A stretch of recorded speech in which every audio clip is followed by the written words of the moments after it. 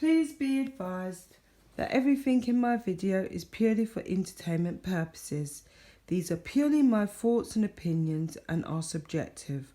I must advise you, please do your own research. All media used was found on the public domain and are fair use and fair dealings. Hello YouTube, this is Mahogany Spirit coming to you from the UK. I hope you're all enjoying the lovely weather. It's absolutely lovely over here. We've got sun and it's just been absolutely glorious, even though we're still in lockdown and some of us are unable to go out. It's just been absolutely lovely weather. I hope that you guys are all well. Today I'm going to be talking about the fractured relationship between Prince Charles and Harry. It's been alleged that Prince Charles is extremely depressed, upset and angry over Harry's decision not to remain in the royal fold. He's very upset and he feels personally aggrieved due to the fact that he took Meghan Markle under his wing when she first entered the royal family. He made it his duty to inform her on all things royal, and he really did attempt to show her the ropes. He felt that she would have been a great ambassador for the sovereign, and he felt that she brought a modern twist to the monarchy. On May the 19th, 2018, we all witnessed Charles walk Meghan Markle down the aisle as her father was unable to do so. So that's how close their bond became. Now, sources have leaked, and it has been stated via a Catherine McPhee, who is married to none other than David Foster, who was previously married to Gigi and Bella Hadid's mother, that he has taken Harry under his wing and is playing a kind of father figure towards Prince Harry. Now, she stated, Catherine McPhee, that Prince Harry and her husband have a father-son relationship which she thinks is extremely sweet. It has been alleged that Charles is extremely depressed over this situation. He feels slighted and he feels that it's a stab in the back, considering he has gone out of his way above and beyond for his son Harry and still continues to fund and support him. He does feel extremely slighted. Allegedly, this is what has come out. Not only that, Harry still receives a large chunk of the taxpayers' money. He is receiving money from the British taxpayer to fund his lavish lifestyle in LA. I'm not going to keep on talking about the mansion because I'm simply not prepared to go there, but it has been alleged that the security is still being paid for by the British taxpayer. You've got to take into account that these two have a jet set in life. Granted, they've been unable to go anywhere since the whole world is in a global pandemic, but these two do have a jet set in life. The British taxpayer are still very much paying for it. They have made very different choices to William and Kate. William and Kate are working royals, and William will one day take the throne, but they are very much working royals. So although they take taxpayers' money, they are also giving back, which is the deal. That is the deal. Harry and Meghan, on the other hand, have decided to abdicate their position and are still receiving a large bulk of taxpayers' money, which some would say far outweighs the amount that Kate and William now receive. You've got to remember, as I stated earlier, they do have an extremely lavish lifestyle. They don't fly via commercial airlines. They use private jets. All of this has to be paid for.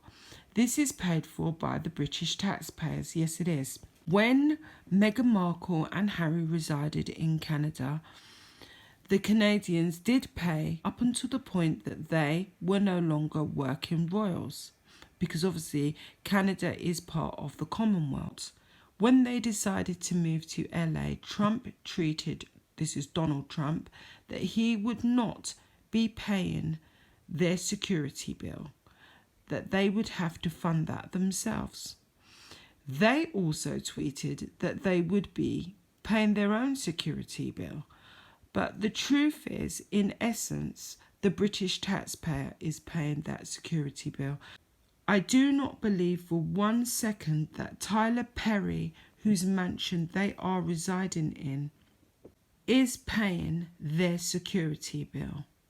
I really don't buy that. David Foster, who is married to Catherine McPhee, has alleged that David is playing a father figure to Harry, which has allegedly caused Prince Charles a great deal of distress. Prince Charles has still been supporting Harry and Meghan. He has been doing that through the duration of their time from Vancouver to LA and so on. He's been doing that through the Duchy of Cornwall. So here you have it. You have Prince Charles still very much funding them. The taxpayers still very much funding them, which I find absolutely disgusting on a personal note, that we are actually still funding them. And we've also had a statement from Prince Charles. He went actually in on the British taxpayers last week, telling furloughed workers to go and pick fruit. I don't know why he came out of that statement, but it has been alleged that some people feel that it's a smokescreen to cover for his wayward son Harry and various other members of the royal family. That is no way for Prince Charles to behave, considering the British taxpayer are supporting him and his family. The British taxpayer at present are on their knees. You have furloughed workers, you have people who cannot go back to work due to the pandemic, those in the food industries, the pubs, all of these people are suffering a great deal. And it's beggars belief that here you have this royal family, but especially Harry and Meghan, touting about and flouting about in a mansion and still very much receiving taxpayers' money. And we know that once everything reopens, Meghan and Harry will resume their plans to make their speeches and get paid and still receive British taxpayers' money for their security, which I think is just totally outrageous. You have to bear in mind also that they will be earning their own money, and they have been given a 10-year payback agreement for the money the British taxpayer gave them for the renovations of Frogmore Cottage. But can you see this, guys? They have been given a 10-year loan effectively to pay back the money to the British taxpayer of the £2 to £3 million for the renovations of Frogmore Cottage, while they receive £1 million in security from the British taxpayer. So this is a win-win-win situation for Meghan and Harry, and it's just a drop in the ocean for the British taxpayer because they don't no longer represent us. And it just appears to be one big con after the other.